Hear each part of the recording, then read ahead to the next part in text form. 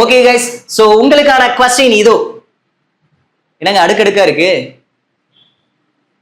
a power m n equal to a power mn. மேத்ஸ்ல இப்படி ஒரு rule இருக்கு, சரிங்களா?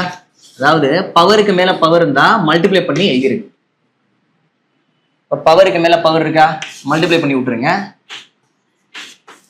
-2 into -2 -2 into -2 2 into 2 4 minus into minus plus ஆயிரும் +4 எழுதலாமா?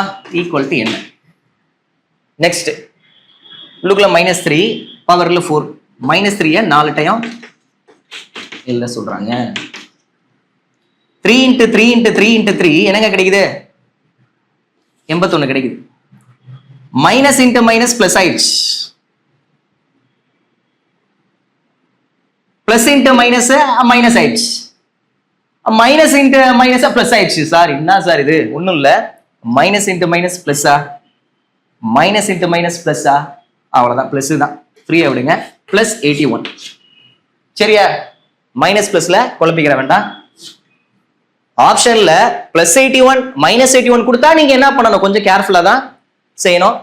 எல்லாமே பிளஸ்ல இருந்ததுன்னா போட்டு விடுங்க, பார்த்துக்கலாம்.